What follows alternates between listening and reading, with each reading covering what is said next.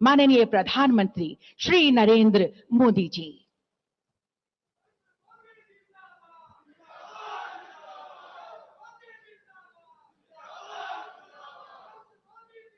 झारखंड के गवर्नर श्री रमेश बैस जी,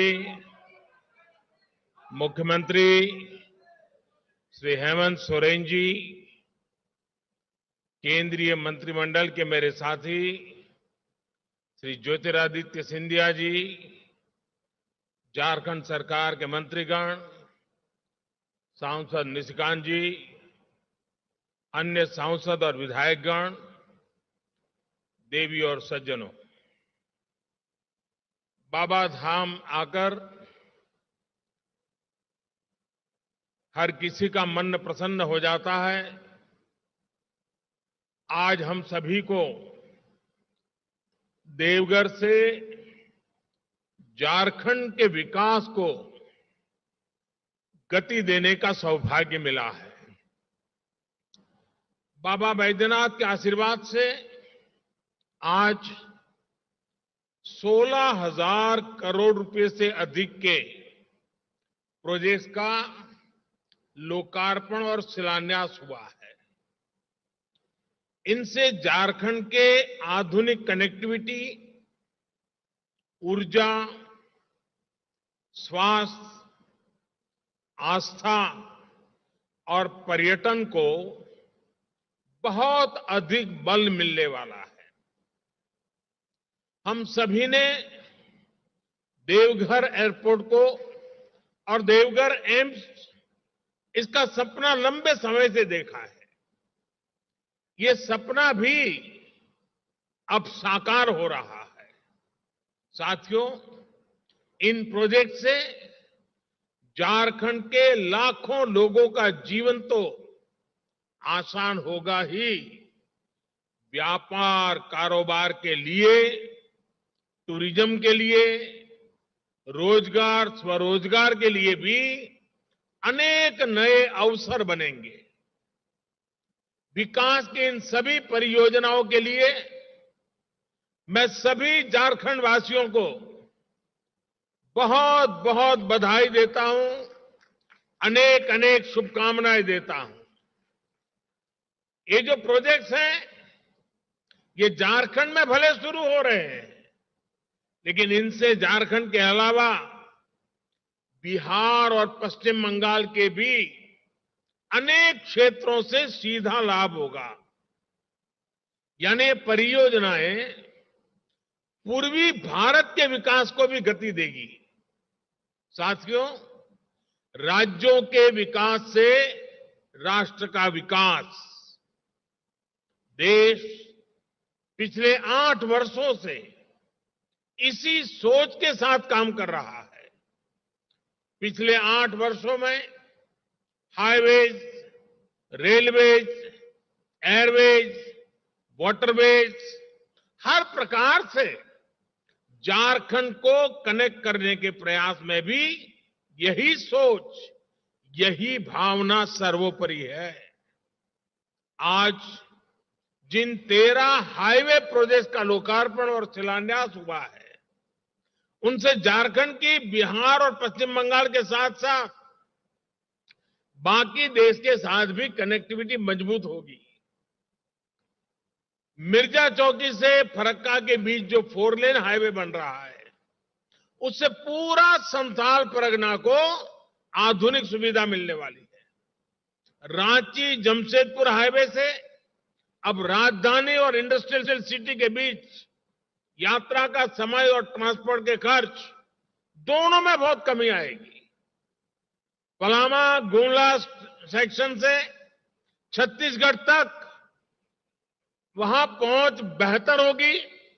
पारादीप पोर्ट और हल्दिया से पेट्रोलियम पदार्थों को झारखंड लाना भी और आसान हो जाएगा, सस्ता हो जाएगा।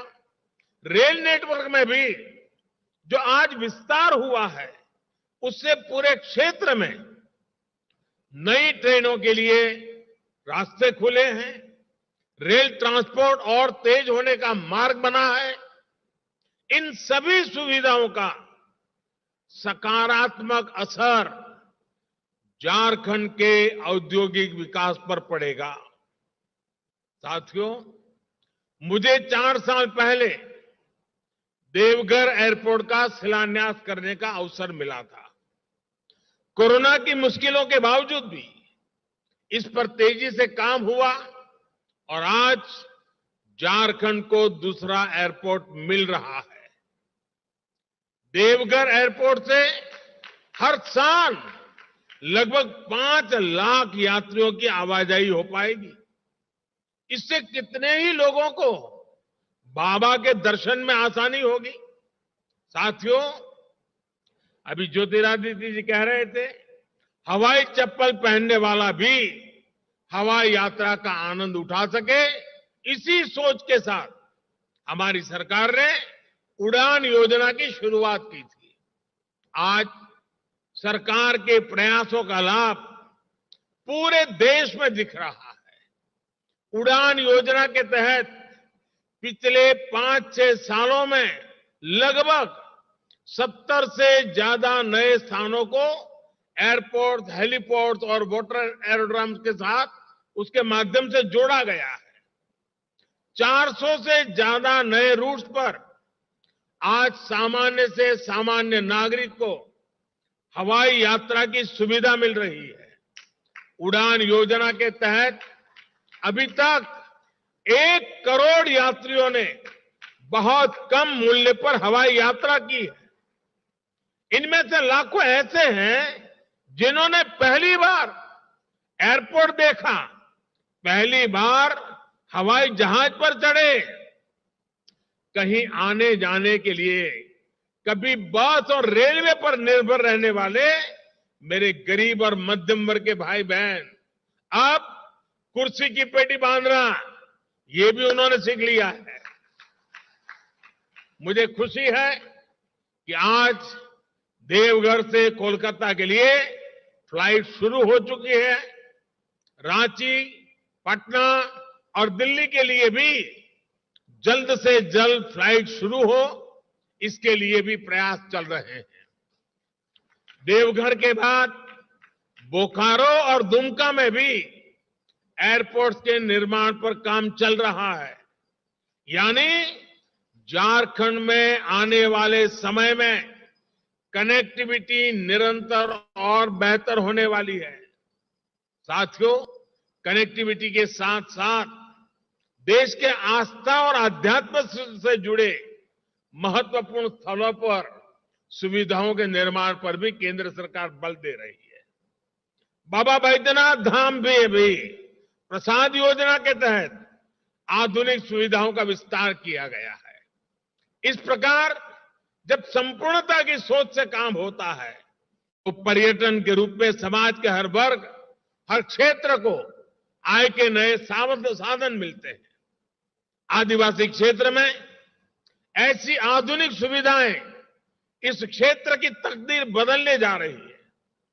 साथियों, पिछले 8 वर्ष में झारखंड को सबसे बड़ा लाभ गैस आधारित अर्थव्यवस्था की तरफ बढ़ते देश के प्रयासों का भी हुआ है।